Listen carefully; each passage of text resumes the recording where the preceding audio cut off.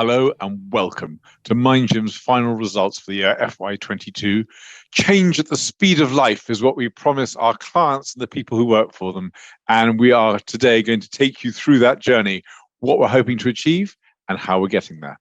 My name is Octavius Black. I'm the CEO and co-founder of MindGym, and I'm delighted to introduce Dom Neary, our new Chief Financial Officer. Thank you very much, Octavius. Firstly, I'd like to thank the people at MindGym for their warm welcome since I joined at the end of last year. Clearly, as a CFO, it's great to join a business with strong controls and a great balance sheet. However, it's the energy of the people at MindGym that really stands out. And for me, the combination of this with an exciting digital pipeline makes this a unique opportunity. And I'm really looking forward to working with Octavius and the team, bringing my experience in digital from Money Supermarket and Just Eat, and my history at Reckitt Benckiser in the States as we deliver our strategy over the coming years. Back to you, Octavius. Thank you, Dom. Our agenda today, we thought we'd begin by reminding us all of the colossal opportunity, the reason why we are so committed to MindGym and why so many of our investors see us as a colossal, long-term, vast opportunity. We're then going to go more near term to look at the highlights of the year that's just passed, and then medium term, look at our strategy, our three-pronged approach, and what we're planning to deliver in the year ahead. And we'll finish with some outlook thoughts for FY23. So turning first of all to the opportunity, why MindGym has the chance to become a real market disruptor in what is in fact a very large industry. Simply the market for learning development is $350 billion. That's bigger than the GDP of New Zealand.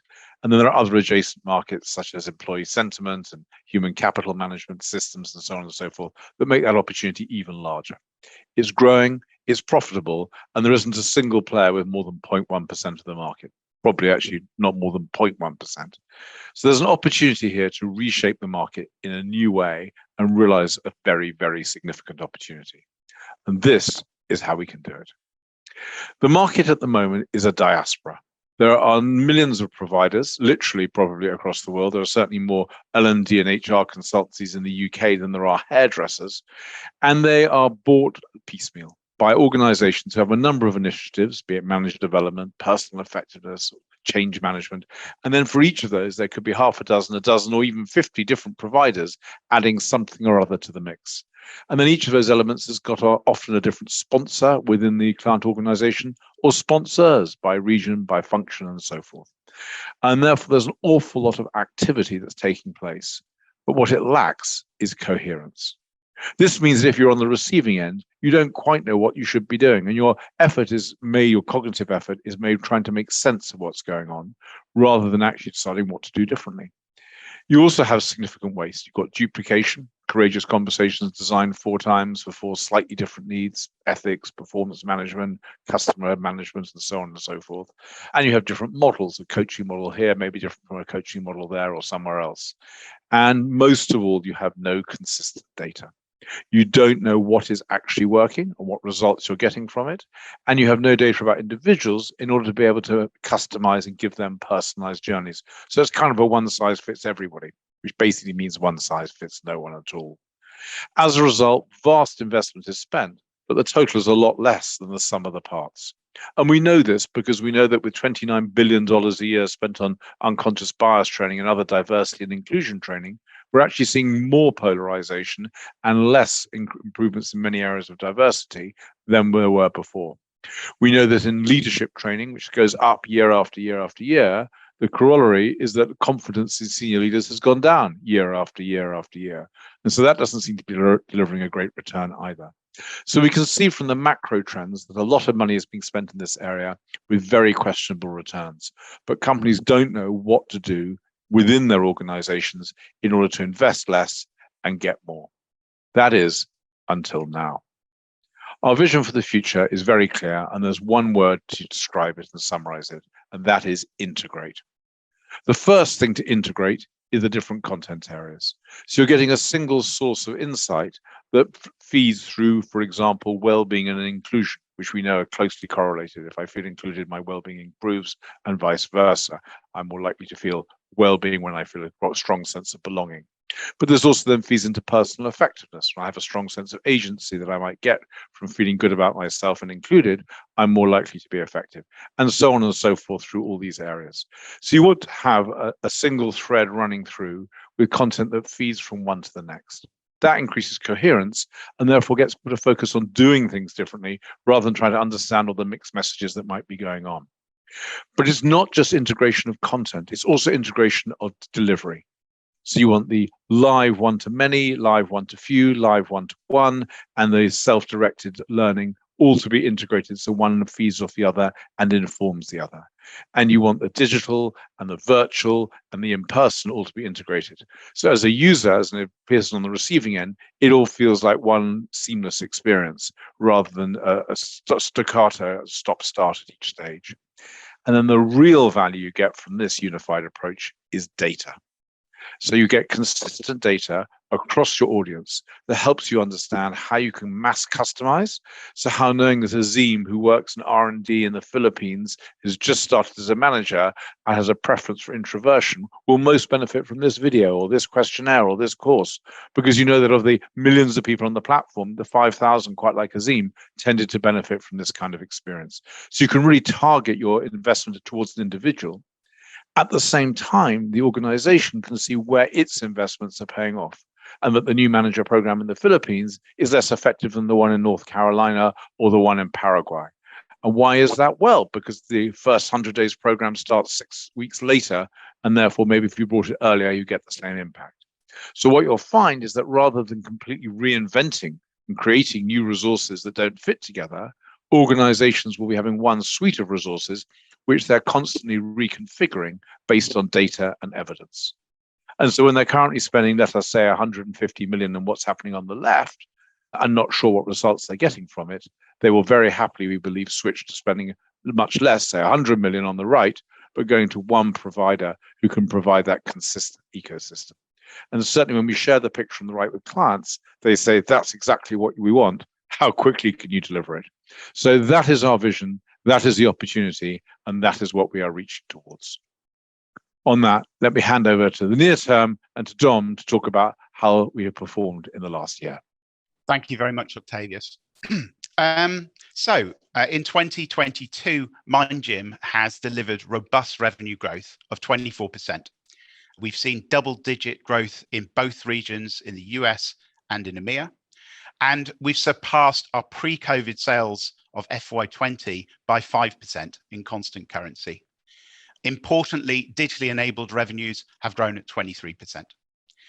We see an LBT of 500,000.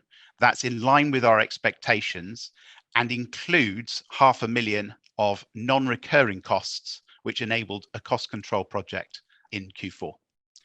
The improvement in EPS, you can see, includes a 2.1 million R&D tax credit, which is primarily 21 and 22, with a small amount from 2020 in it as well. Cash conversion in prior year is actually the notable point in cash conversion, because prior year included two key FY21 one-offs, which was a more than doubling in deferred income, which remains today at the same level, and some COVID salary deferrals that were deferred into FY22. And finally, we retain our strong financial position. Cash of 10 million is down on FY21 as expected, which reflects the investment in our digital products, and we'll come back to that later. So as we move into revenue growth, MindGym's revenue growth is with the blue chip companies across the world. Despite the ongoing impact of COVID, we've seen double-digit growth in both EMEA and the US. The US growth there is slightly flattered by one particular client where we were delivering some EMEA-generated sales that were actually delivered in the US. But nevertheless, the US represents 59% of our revenues now, and this provides a hedge against a weakened sterling. We work with around 56% and 62% of the FTSE and S&P 100s, and our largest customer is less than 6% of our total business. And coming on to digitally enabled revenues, as you can see, COVID dramatically shifted our business from in-person to virtual, digitally enabled revenues. We anticipate robust growth supported by our new digital products, which we'll come to in the strategy section. We do anticipate some shift back towards in-person delivery as companies come out of COVID, and this will reduce our gross margin percentage, but gross profit per delivery is actually higher for in-person. So there's no gross profit or financial risk there. And then moving on, we've previously explained that FY22 was a year of investment, which would create an organization that could substantially increase revenue levels. Now, this chart shows that investment against the clearest comparator, which is FY20 or pre-COVID levels. However, most of the step change in that investment, something like 85% of it, took place in FY22. So if we move to the chart, on the left-hand side, you can see 2 years of growth, inflation, and a one-off investment in commission levels in COVID. But the rest of that are those key investments that I've been talking about. So there's a 1.3 million investment in innovation, and you can see the benefit of that with 2 POVs launching this year, and we'll come back to that. But the return from that is quite clear. We've got nearly 1 million, just 900,000 in marketing, which is supporting this innovation, and it's allowing us to communicate better with our clients. There's 2 million, which supports the new digital products. That's in content, that's in infrastructure, systems, and so on. And then we've got 1 million building out our US region, which is supporting that increased growth that you've seen. And finally, of course, there's talent acquisition and people investments. And this is supporting the investments that I've talked you through here, but it's also supporting the digital product CapEx that we will come to when we talk about the new digital products in the strategy section. And of course, MindGym continues to be efficient and effective in how we spend our money. And to this end, we implemented a cost control program in Q4, which ensures that there is no annualized increase from these investments. And we continue to target efficiencies, of course, as we head into the new year. And moving on to the cash flow, our financial position remains strong. So we have 10 million in cash and a further 10 million facility, which we set up during the year. This remains untapped at this point. The 6.8 million reduction in cash really includes 3 items of note. Firstly, working capital is slightly adverse. And there are 2 aspects going on there. The main one is the adverse impact of the repayment of COVID salary deferrals from FY21. But that is partially offset by a continued improvement from aged debtors, which are down about 300,000. So continued improvement in receivables. Of course, the key movement there is the 5.6 million impact of our digital investments, which we will return to later. And finally, as I mentioned earlier, deferred income remains at the same level as at the beginning of the year. So that is something that increased significantly in FY21. And of course, it's possible it could reduce again in FY23, but we haven't seen any movement in that this year. And as I mentioned at the start, MindGym has a really exciting digital pipeline. However, for me, our unique position is that when you combine this with our existing business, the whole is truly greater than the sum of the parts. And we've got that 21-year legacy that means that now we have a strong financial position. We've got the ability to acquire digital customers at a lower cost than our competition because of our history with our clients. And from the digital products, you get that halo impact as clients during recessions are looking for efficiencies, and they can get that through the opportunity that Octavius talked to earlier. And this is going to help us in FY23 as we look to robust growth and a return to profitability. Octavius, over to you. Our MindGym model has remained largely consistent since we started, with 2 key strands to drive growth. The first is market-leading IP. This is about having unique behavioral science evidence-based points of view on the universal human capital challenges, be that performance, leadership, ethics, inclusion, and so on and so forth. And then a library of bite-sized products, which are the live workshops, so over 200 of those, and digital assets that support them, and tested on over 3 million professionals who have been through the programs, and over 90% of whom go away to recommend them and commit to act as a result. And we've set up an ability to deliver these consistently at scale. We have over 400 coaches in 40 countries who are able to run virtual and live programs whenever they are required. So that's a fantastic core capability, which we keep adding to, and I'll come to a bit more how we add to that in a moment. The second thing, of course, is delighting clients. And we're absolutely thrilled that the repeat purchase level of our clients remains in the mid to high 80s, as it has been pretty much every year for some time now. So we bring in new clients each year. They tend to be quite small clients to start with. They tend to love what we're doing and tend to buy more and then keep buying and keep staying with us. So these are two strands of the MindGym model, which we've absolutely had since the beginning and are committed to maintain. But there's a third one that we talked about and we shared with you as our investors and potential investors 2 years ago, which is our investment in digital. In order to deliver personalized learning, the hyper mass customization that I talked about earlier, and integrating MindGym live and virtual activity on a digital platform that then provides the data that allows us to give the right products to the right people in the right way at the right time. And this year has seen great progress on all three of these, but I'm particularly going to touch a little bit on the first and significantly more, given how new it is, on the digital transformation. So firstly, on the market-leading IP, we have produced research papers on pretty much all the universal human capital challenges, bar two, which we're absolutely thrilled that we are publishing this year. And it's the first year we've ever published two in the same year. And it's in large part thanks to the increased investment in innovation that Dom talked about earlier. The first is on leadership development. We've had a long history of management development and helping managers succeed. We've now got a new research paper supported by new products on leadership. This helps us access a slightly more senior group in an organization and also gives clients the confidence that we can support leadership and management from the very beginning, first line supervisor, right through to executive director. So that's a great new research paper, already tested with a number of clients and already find we've won work off the back of it. The second area, which is also a new market to us, but also quite a new market to our clients as well, is well-being.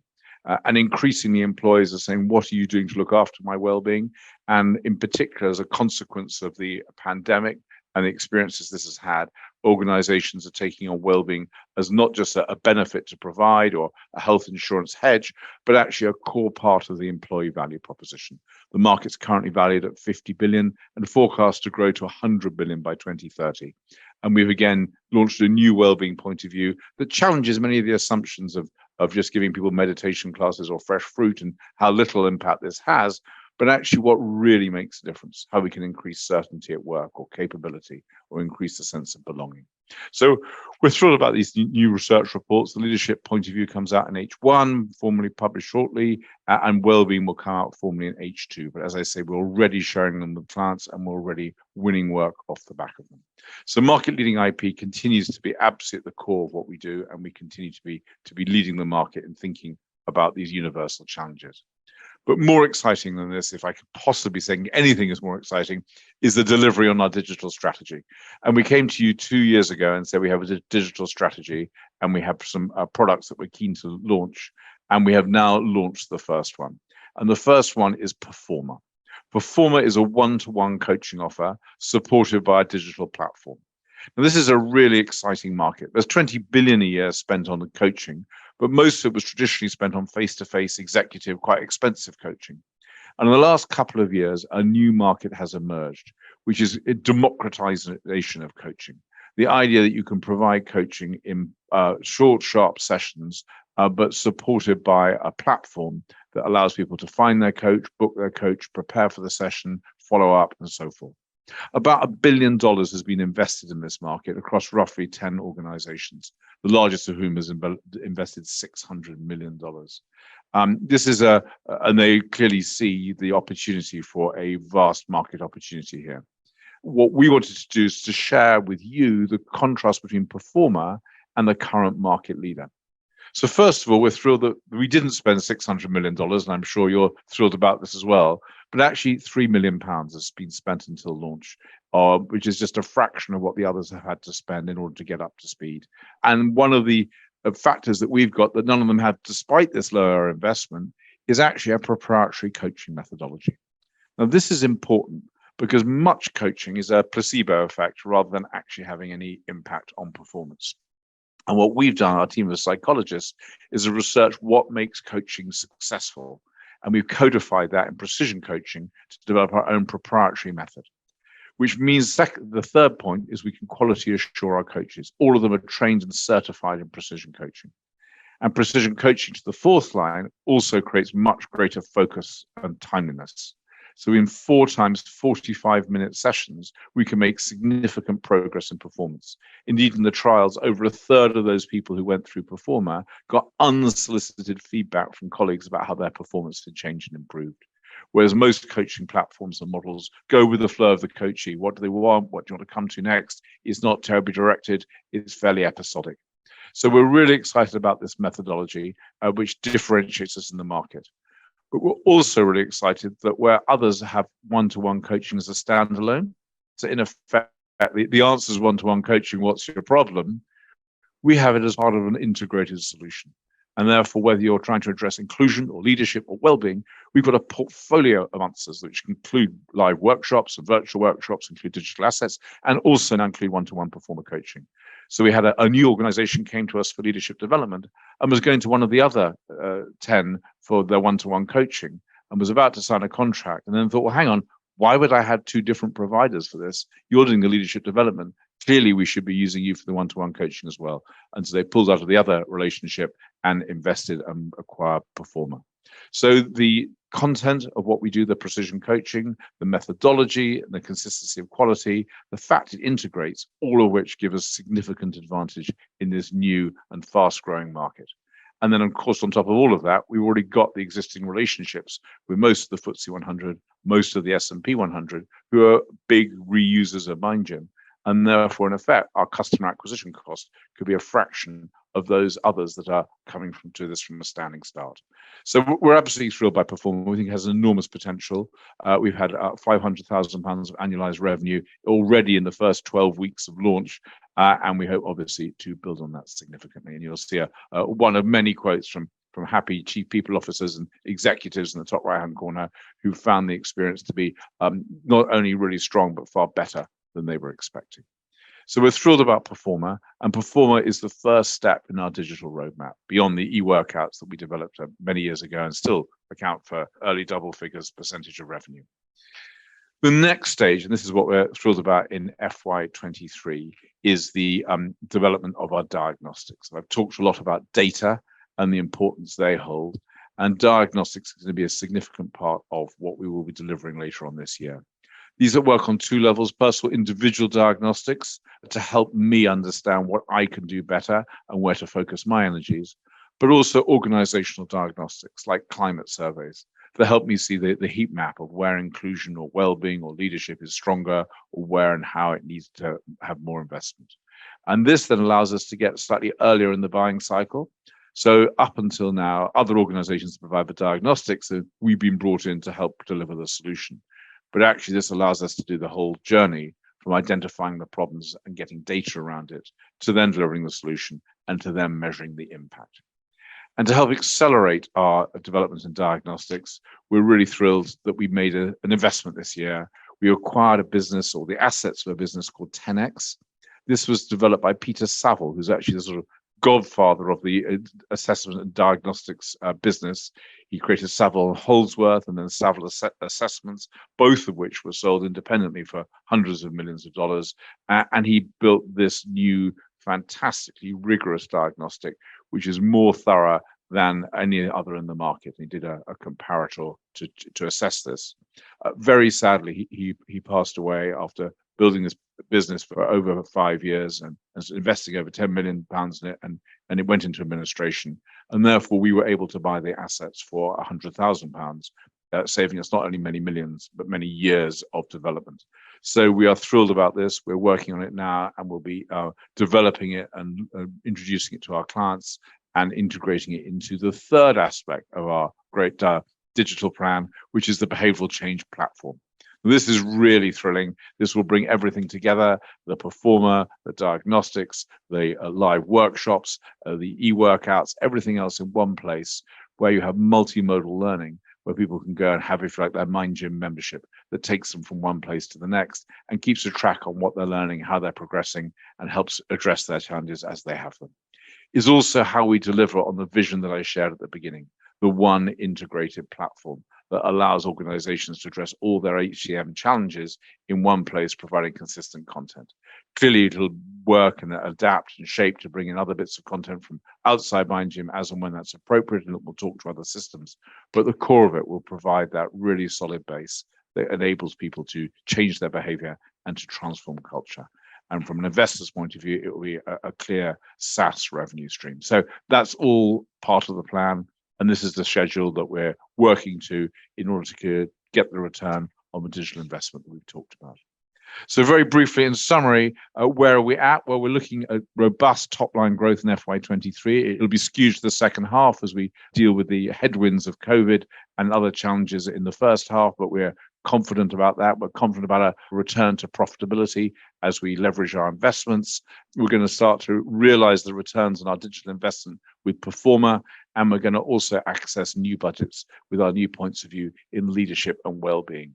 So we enter this year in a very different place from last year, really excited about the opportunity, but also excited about the investments that we've made coming good and really making an impact for our clients and for our business. Thank you very much for your time. And over now to questions and answers. Thank you, Octavius. And we have a question from David Collins from Howway Investments. On Performa, what level within the organisation, C-suite or below, have the first participants in performance been at? And are companies testing smaller samples of employees with a view to increasing to a wider group? Fantastic questions. The broad audience that the Performa is targeted at and where clients have been using it is C-1, C-suite -1, C-suite -2, and particular groups of people, high potential women in leadership, where they see that it's worthwhile making a significant investment to accelerate performance. What we are absolutely seeing is clients buying it for one selection of groups, seeing that really helpful, and then increasing by doubling or trebling the number of licenses they have by extending it to other groups. So in one sense, yes, they're seeing them trial it.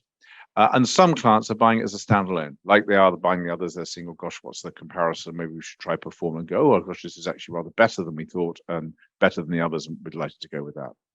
However, the main opportunity is coming as an integrated solution on challenges like, for example, leadership. And when that happens, clients are much more inclined to take it and say, we've got 300, 500 people going to this leadership program. We've got the workouts and the workout pros and the go larges, and we're very excited about that from core MindGym. We also are very excited to add in Performa and provide those for the people who are going through the program. So it becomes one integrated program. So yes, we're seeing people pilot it, trial it for one segment and then go to others. And also we're seeing people buy it as part of the holistic solution. Thank you. And another question from David. How reasonable is 5% of MindGym annual participants as a target market for Performa? We think it is absolutely reasonable, if given that the level of people who come to MindGym often is C-1, C-2, that if we could transfer that group across, that is a realistic objective to go after. But it may be that we actually get to new audiences and they aren't MindGym participants and we get them to other places. But we think 5% is definitely where we would like to get to. Not necessarily this coming year. We appreciate it may take a little longer to get there than that. But that seems a perfectly reasonable, addressable market. Thank you. And we'll go to Celia Duncan from Metis. Hi, yes. Hi, Octavius. Hi, Celia. Good to see you. And you? Well, don't know if you're seeing me, but the question I had was on the whole one-to-one coaching, and I'm thinking back to the last results when you talked about, I've had a session on time management, meeting, running meetings, something like that, and then you were talking about having a nudge 15 minutes before a meeting to go through some of the things that I've done through the coaching course as a client. How do you integrate with the client's own IT systems? They've all got their software that's dealing with diaries, etc. I'm struggling to sort of envisage how your coaching and this sort of integration into the company, who are your clients, how that actually works in practice, because they've all got different systems. That's quite complicated. It is a fantastic question, and you're absolutely right. It is quite complicated. I think there's some systems that will be easier to integrate with than others. So learning management systems are systems of record. We can create APIs that talk to them and they talk back to the system. So that is doable. Then I think the question is whether people are happy to, for example, link to Outlook as a diary management, and whether you can people will be willing to open up their Outlook for it to talk to the MindGym application or not. And that will be partly an organization's decision and partly an individual's. Technologically, it's actually very doable. It's much more about data management and privacy settings and security and confidence about that we're still to work through. Thank you. And just to say, you're absolutely right. We're very excited about the idea of nudges before and after events and coaching sessions, and that will be a core part of the platform. So what's really exciting about what the challenges with platforms is getting people to use them. But if you've already got people coming to a live event, then you almost have to use the platform to sign up for it and prepare for the live event, and therefore you're naturally going to get the access to the insights before and after that will then lead to your transfer. And then your point, which is absolutely right, about how much it's integrated with wearables or Outlook or other company systems, is something we'll need to work through, and I suspect will happen to a degree on a case-by-case basis. But as individuals see the benefit of it, they'll choose to sign up. And as companies get more data from it, they'll choose to increasingly let it happen. So it's not really a technological challenge, it's a data privacy, attitude, comfort challenge. That's exactly right. I remember years ago, and this shows my age, working in one of the big banks, the chief technology officer, and he said, we're not sure we're going to turn on email because we're really worried people will use it for personal benefit during the working day, and we think it will take them away from their work. Now, obviously, if we look back on that, that's clearly the most absurd view anyone ever had, and didn't last for very long. And we think that as people start to see the benefit of integrating the technologies, they will actually let it happen enthusiastically. But there's for sure going to be a slight barrier at the beginning in order to turn that on. Okay, thank you. We'll go to Kieran Donnelly from Liberum. Perfect, thank you. Thanks for taking my questions. Two from me, if you will. What are the metrics you look at in terms of, I guess, customer acquisition costs, and how does it differ by geography? And I guess secondly, kind of connected to that, how do you use data to allocate capital to address what you think are the most relevant kind of client sales opportunities? I'll talk about customer acquisition, and then maybe for the second question, Dom, pass over to you. I think the first question is how do we look at customer acquisition costs by region? Is that the question, Kieran? Yeah. Yep. Firstly, in EMEA is predominantly UK with a little bit of Northern Europe, and predominantly in the UK, we are reasonably known in the HR community. So what we're looking at in terms of customer acquisition costs is usually cross-selling to existing clients, or clients who've moved from one organization to another, building a relationship with them or continuing that relationship as they move across. So our significant costs are really the field sales team and the work they put into building those relationships and converting relationships into business.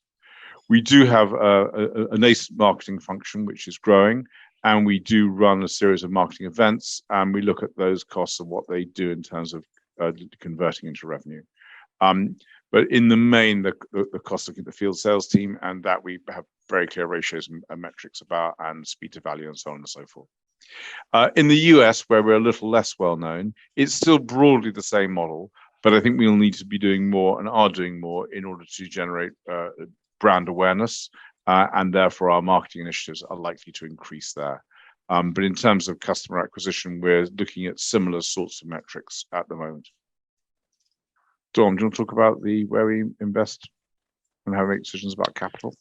Yeah, of course. I think like any business, the starting place for this is going to be the cyclical planning process. For us, that's primarily an annual process, but of course we review it on a quarterly basis.